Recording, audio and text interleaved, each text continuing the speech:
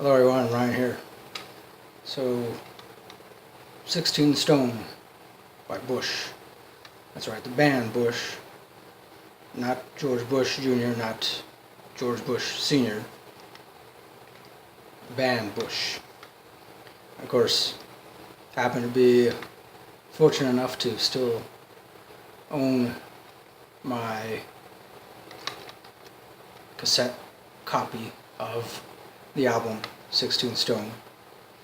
And so 16 Stone was released sometime in December 6th, I believe. December 6th, 1994. It is the debut album by Bush. And I believe it climbed to something like number 4 or 5 on the Billboard 200 charts back then in the early to mid 90s, 1990s.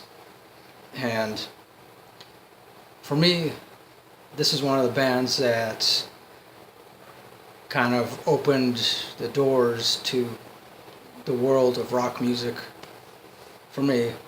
Because during the early to mid 1990s, I want to say, I don't know, in middle school, or maybe, yeah, I forget exactly which grade. I know it was either 5th, 6th, or 7th grade.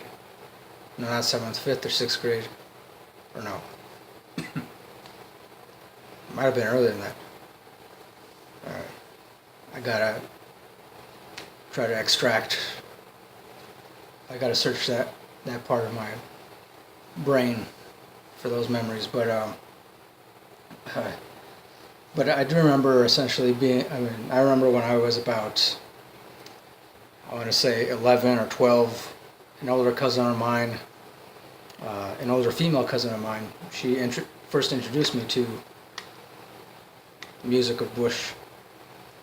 And like I said, it just really opened my mind. I mean, granted, I listened to rock music before that. I was already just barely starting to really get into Metallica at that point. But I wasn't as big a fan as I am today. So essentially, this was one of the albums, among other albums, that for me really solidified my interest in rock music. So, and yeah, I mean, I guess you could say technically Bush was more alternative or grungy or slightly poppy, but nonetheless, it was still one of the albums that really shaped and defined my overall appreciation for rock music. So I'll go ahead, I'll I'll name the track list here. So on side A, Everything Zen. After that, Swim, Bomb, Little Things, Comedown, Body. And side B, Machinehead. A lot of people are very familiar with that song. Testosterone, Monkey, Glycerine, Alien, and Ex-Girlfriend. So for me, I guess my top 5 off of this album would be, say number 5 would be Body, the song Body. Number 4 would be Little Things. Number 3 would be Comedown. Number 2, Everything Zen. And then number 1 definitely would have to be Machinehead. Yeah. So, yeah.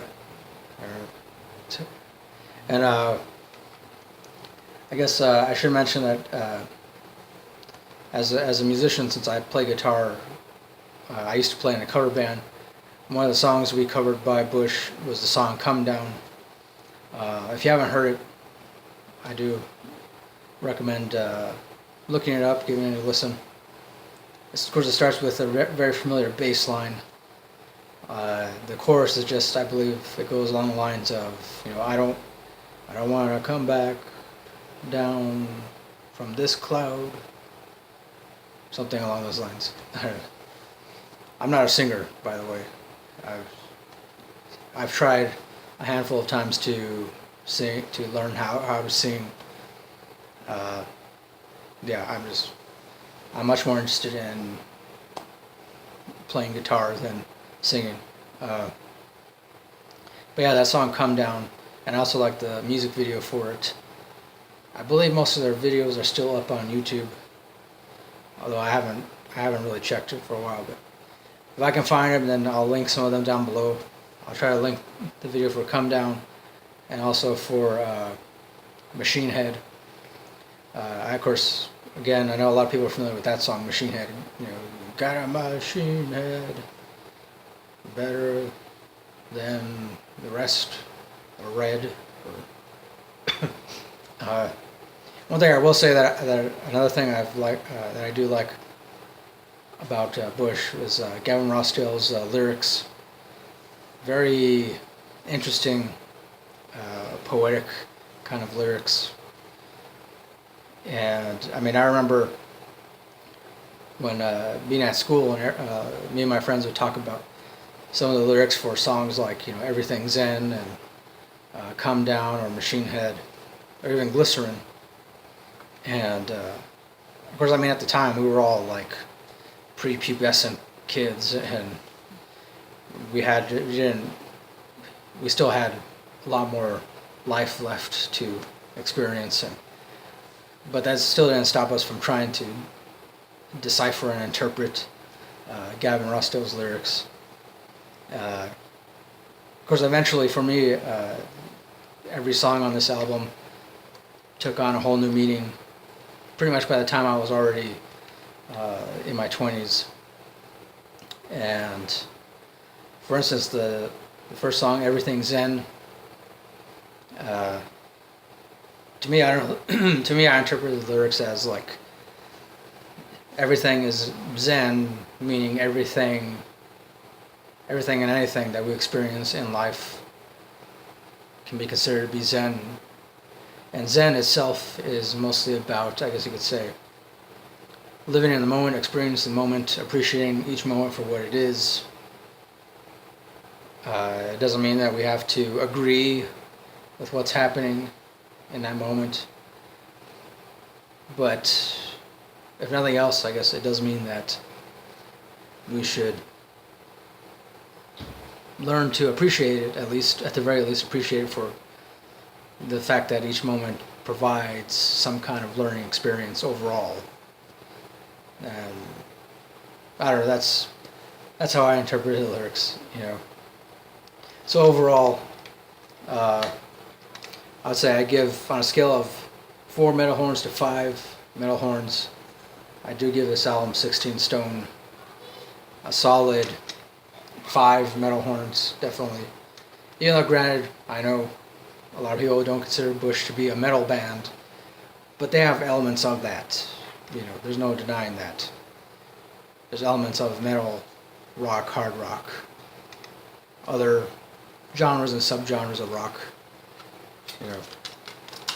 So I'll go ahead and show you some of the artwork here. And it's like a bushy creature being. I don't know. It's a band photo.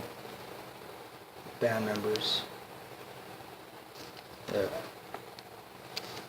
So, and granted, I know that Bush recently got back together, except Gavin Rossdale is the only remaining original member, as far as I know.